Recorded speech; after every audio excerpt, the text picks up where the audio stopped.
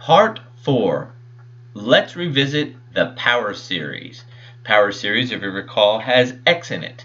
And let's just get to example 1 of this. In example 1, we have the sum from 1 to infinity of the variable x to the power of n over the square root of n. So it would not be appropriate to ask the question, does this series converge or diverge? Because it all depends on what x is. So the better question is, for what values of x does the series converge or diverge? So we're combining a whole bunch of theories and concepts here in order to answer the question. So first thing I'm going to do is look at the positive terms only. So if I take the absolute value of the terms, then that's going to give me x to the n over the square root of n in absolute value. So I'm going to use the ratio test. So next I'm going to need the nth plus 1 term in absolute value. So that's x to the n plus 1 over the square root of n plus 1. Now let's not be silly and forget I'm using the ratio test, so I need my heart. So this is the ratio test, but not the ratio test to determine if it converges. It's the ratio test to determine for what values it will converge. So let's take a look at the first step. It's obviously positive, and then we're going to take the limit as n goes to infinity of the nth plus 1 term over the nth term. And this equals the limit as n goes to infinity, x to the n plus 1 over square root of n plus 1 times reciprocal rad n over x to the n.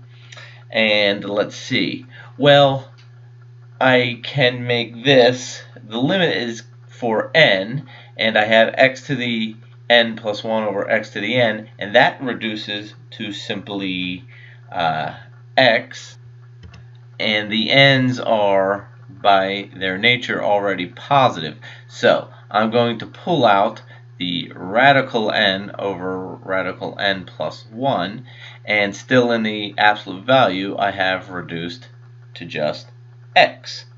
So this limit is going to go to, this limit is going to go to 1, so this entire limit is going to go to rad x.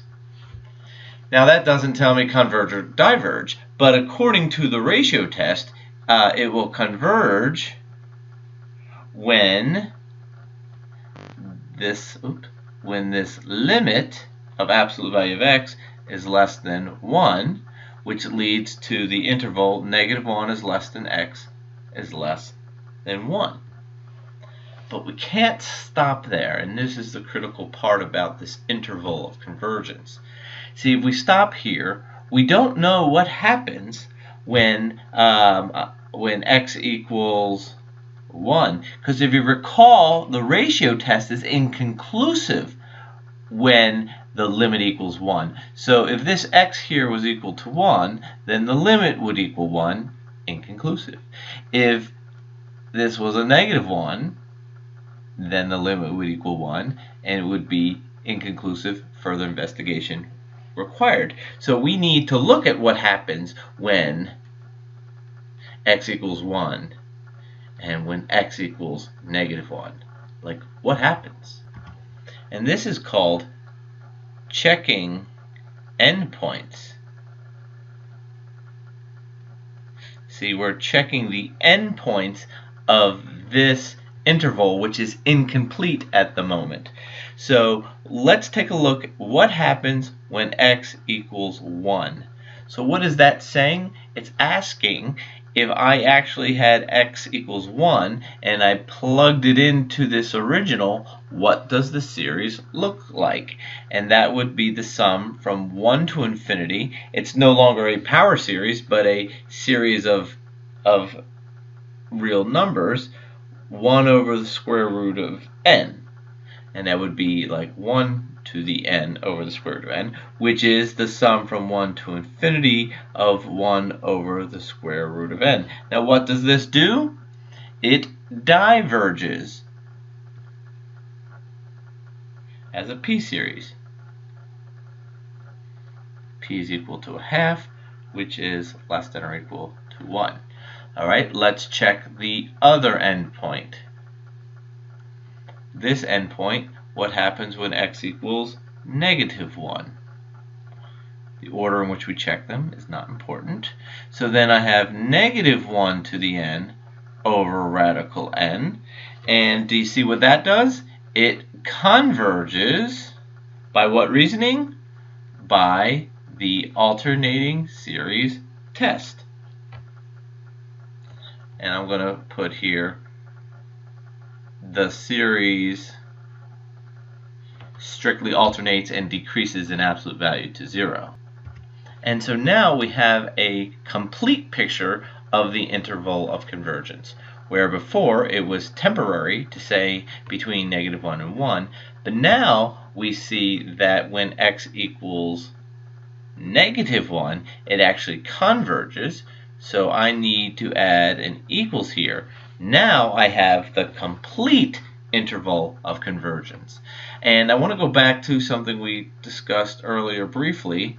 The center of this interval would be x equals 0. More on that later, but the middle of this interval is 0. And the radius, I believe this is new to us, the radius says, well, how far from the center to the endpoint, and that distance would be rho equals 1. The rho sort of looks like a P.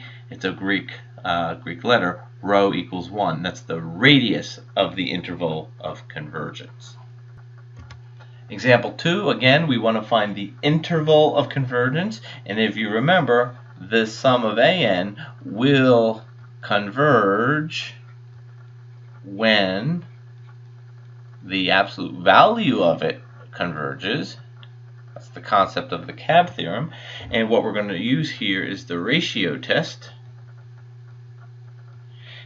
So an, the positive nth term, is equal to x minus 3 to the n over n. And the nth plus 1 term is equal to x minus 3 to the n plus 1 over n plus 1. The limit of the absolute value of the ratio, and that's going to equal the limit as n goes to infinity, x minus 3 n plus 1 over n plus 1 times reciprocal n over x minus 3 to the n, and that limit is going to be, well, let's see, we can pull out the n terms. So I have n over n plus 1. I'm pulling them out because they're positive. I'm pulling them out of the absolute value. And then inside the absolute value, I have the quantity x minus 3 to the power of 1.